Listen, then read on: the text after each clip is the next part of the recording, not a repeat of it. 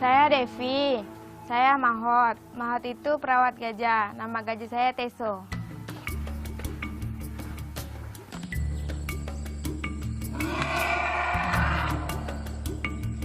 Nah, ini dia sahabat yang Devi bilang tadi. Devi lah 1,5 tahun sahabatan sama Teso.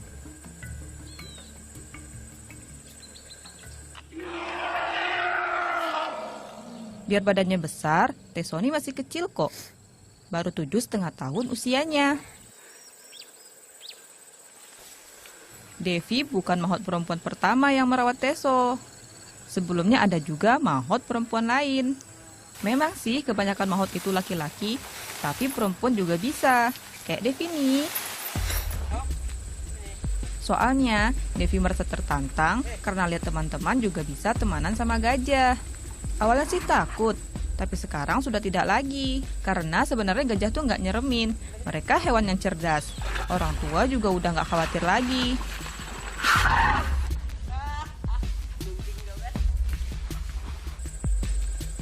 Dari Bang Andre, Devi banyak belajar tentang gajah.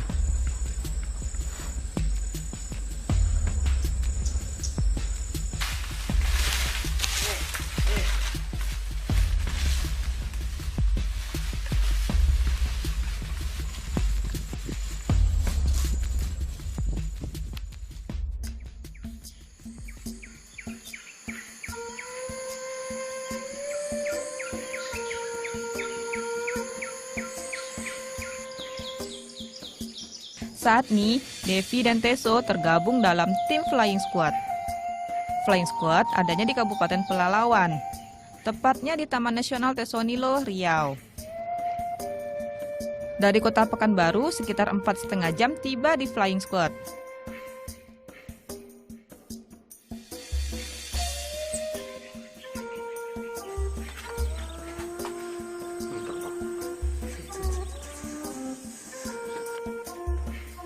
Taman Nasional Tesonilo atau TNTN itu satu dari 50 taman nasional yang ada di Indonesia.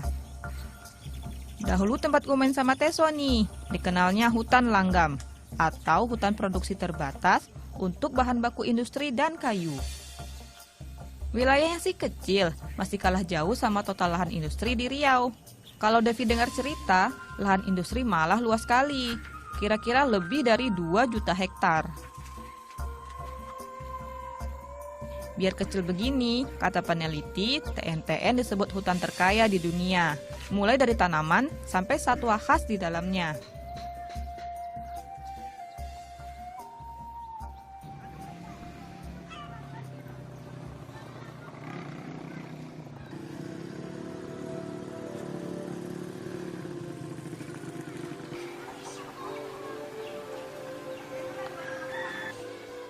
Tapi sayang, dari tahun 80-an, Tesonilo nggak lepas dari masalah. Paling banyak antara warga dan gajah liar Sumatera. Kawasan ini sudah lama jadi pemukiman warga, sekaligus perlintasan satwa-satwa liar. Itu sebabnya ada saja masalah yang timbul antara gajah dengan manusia.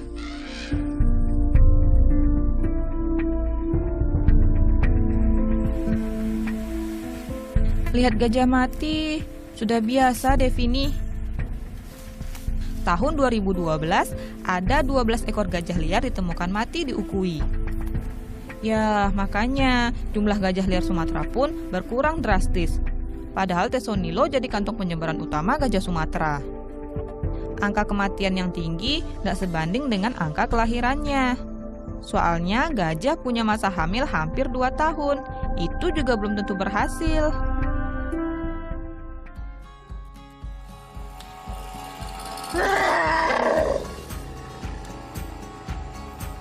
Tapi alhamdulillah, sejak ada 10 tahun lalu, Flying Squad kami sudah berhasil mengembangbiakan 4 ekor gajah. Itu artinya gajah nyaman. Kami juga berusaha untuk mengurangi angka kematian gajah liar dari konflik dengan manusia. Caranya melalui bantuan gajah juga. Makanya, sebelum mereka dapat melakukan misi pencegahan konflik, harus dilatih terlebih dahulu.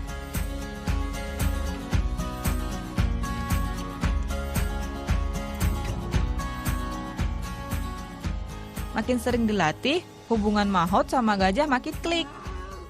Intinya, menguatkan jalinan emosi.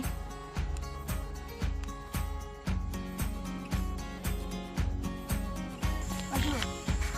Nah, dia tinggi. Kanan tinggi. Kanan tinggi. Nah, belakang tinggi. Harus sabar kali melatih Tesoni. Kalau Tinggi. kata orang, Tesoni mudi. Harus pintar-pintar kita baca moodnya. Apalagi kalau latihan ada induk dan adiknya. Yang ada dia main-main saja. Sini. Maju, maju. Sini, Sol. Maju, Sol.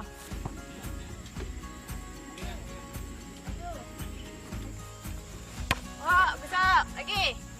Tinggi, tinggi, tinggi.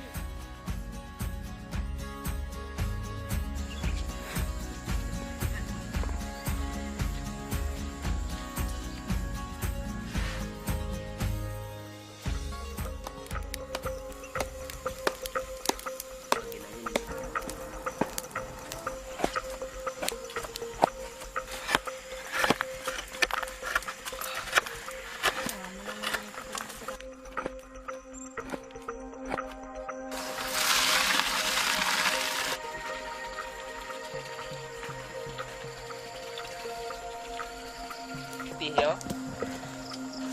Kau hitam lagi kamu.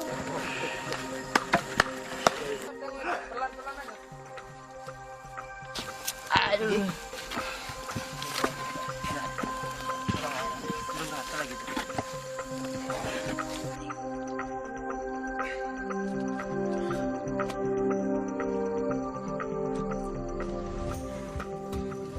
Ini dia, brownies gajah. Kesukaan semua gajah di Flying Squad.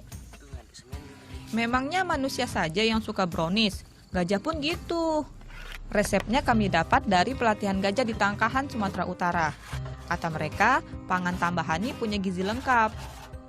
Setiap 2 minggu sekali kami buat makanan tambahan sebelum patroli.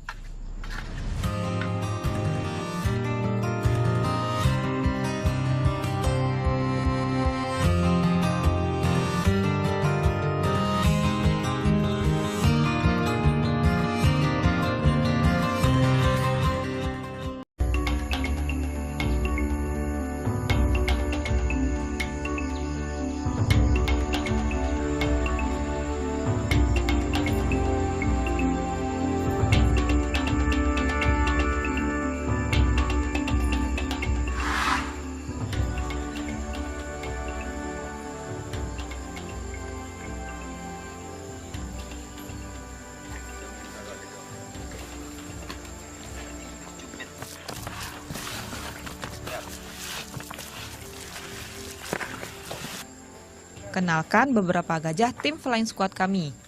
Ada Rahman, Ria, Dino, dan Lisa. Masing-masing gajah punya mahot sendiri.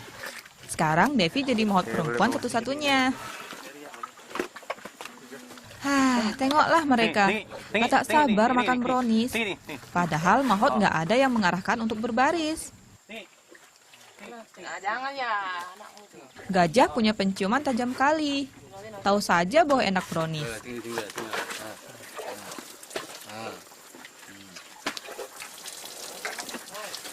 Tinggi.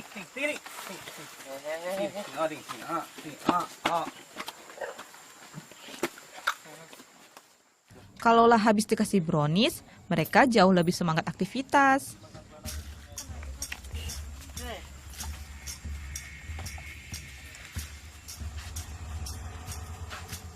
Hari ini kami mau patroli rutin.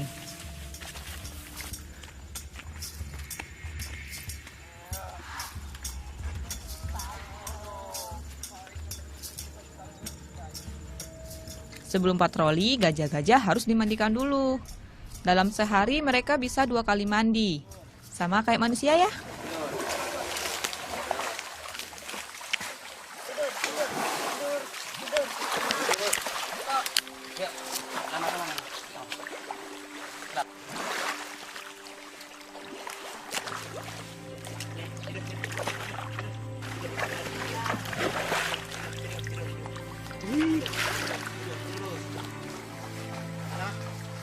Karena gajah nggak punya pori-pori di badan, maka senang betul kalau mandi. Badannya mereka jadi dingin. Ya. Ya, Mama.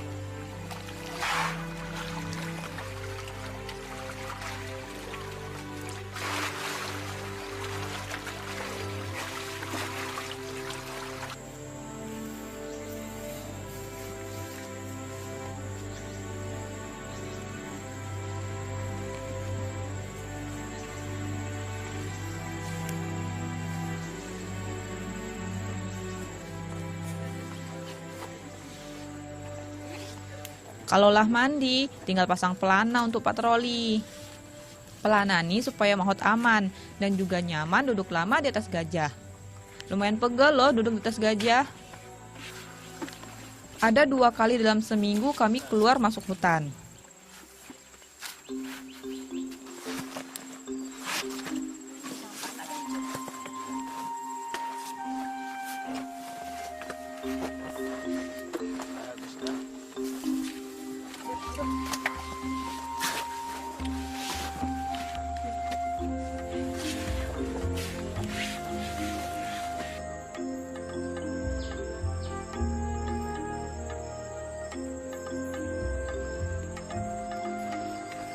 Lokasi camp kami berdekatan dengan rute jelajah gajah liar dan daerah konflik. Nah, sebagai gajah jantan terbesar, Rahman selalu memimpin rombongan patroli. Sementara tugas Mahot akan mengontrol gajah flying squad dalam pengiringan gajah liar.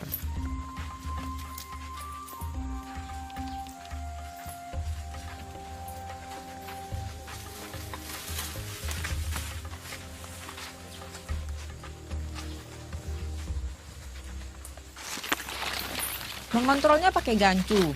Tenang, gancu nggak buat gajah kesakitan. Justru ini standar yang harus kami lakukan.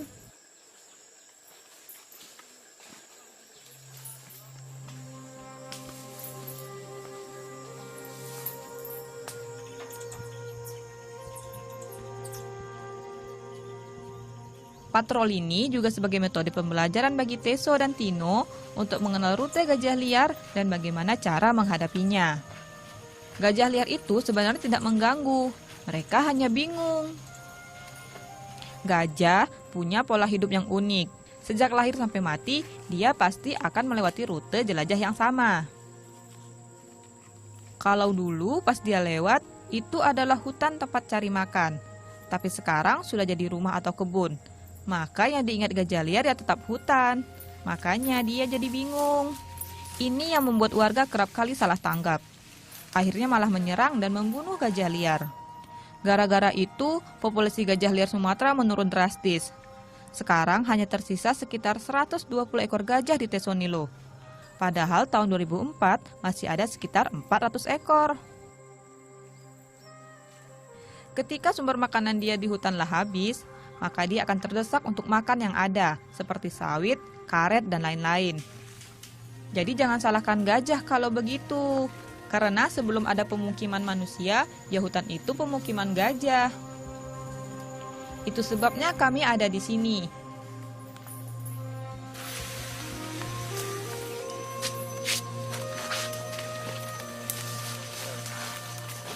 Kalau bertemu gajah liar, kami akan menggiring gajah liar supaya memutar sedikit rute jelajahnya. Alhamdulillah program ini berhasil. Sejak didirikan tahun 2004, konflik antara gajah liar dan manusia di sekitar Tesonilo berkurang jauh. Masyarakatlah paham arti keseimbangan alam.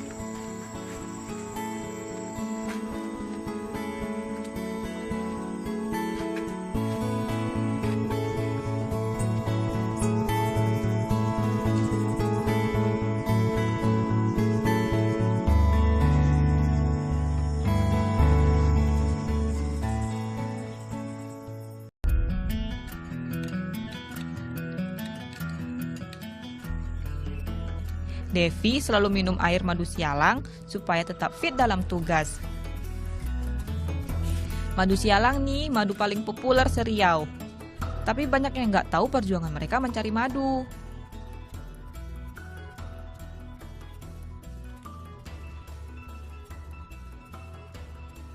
Ini Paman Devi, Pak Tangguk. Bersama kelompoknya, hampir tiap hari mereka cari madu sialang. Jangan dipikir gampang ya, soalnya nyawa nih yang jadi taruhan. Mencari madu sialang emang harus kelompok, nggak bisa sendirian.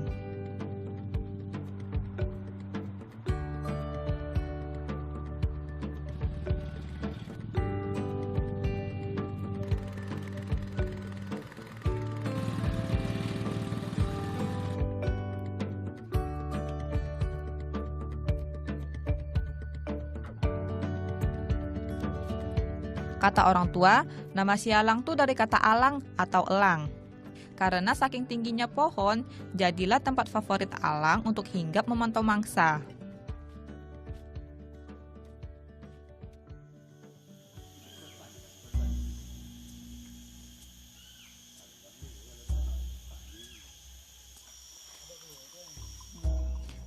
Tengoklah, tinggi kali kan pohon sialang. Yang ini kira-kira 25 meter. Di pohonnya bisa ada sampai 80 sarang lebah.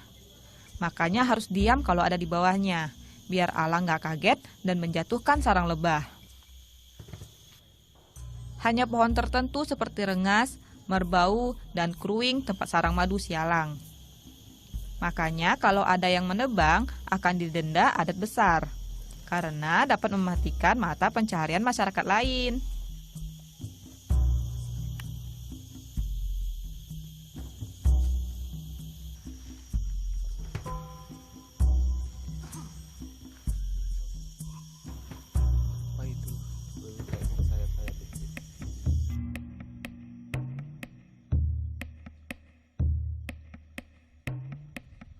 Ada yang unik dari para petani madu di sini. Mereka nggak pakai asap dalam memanen, tapi pakai baju astronot. Soalnya mirip pakaian astronot. Bajunya pun tebal, harus 3 lapis, supaya sengat lebah nggak tembus. Ini didapat dari pengalaman. Terakhir, tinggal pakai sebo penutup muka. Coba tengok, lah mirip astronot kan?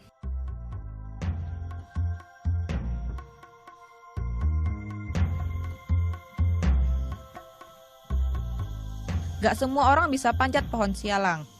Dalam satu kampung paling juga cuma seorang. Kayak Bang Ajib nih.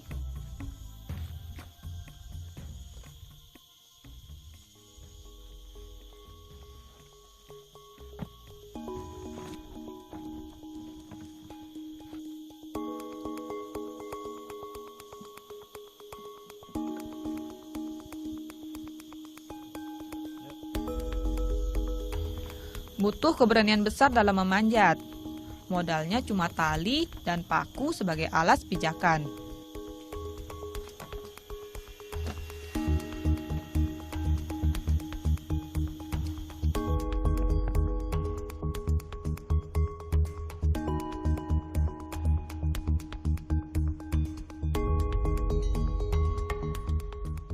Dulu panen madu sialang biasa dilakukan malam hari. Tapi karena dianggap lebih aman dan hasil lebih banyak, maka jadilah panen siang hari.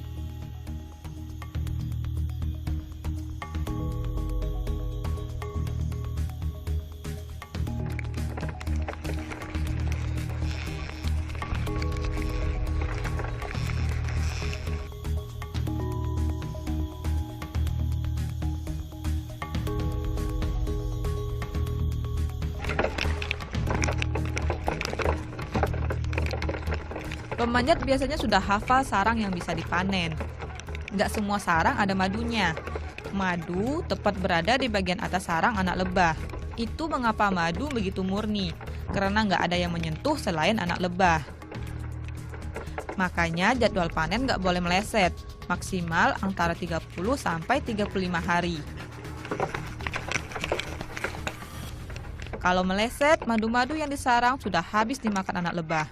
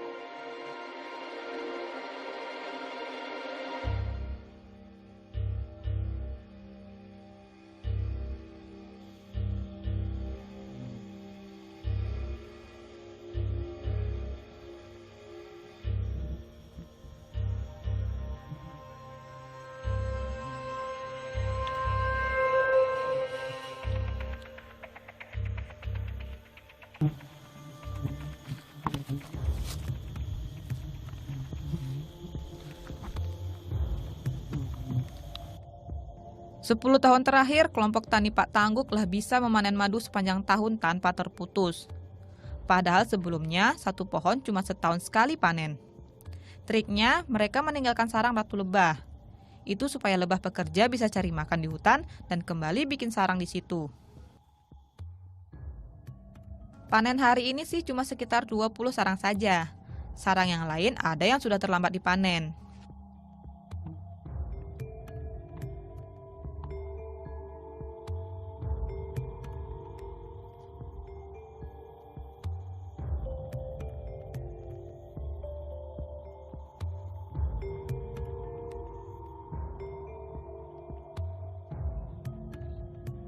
Madu sialang punya rasa yang nggak pahit.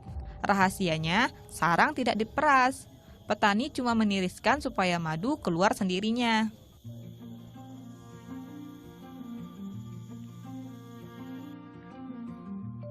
Alhamdulillah, setiap kali panen masih dapat 90 kilo madu.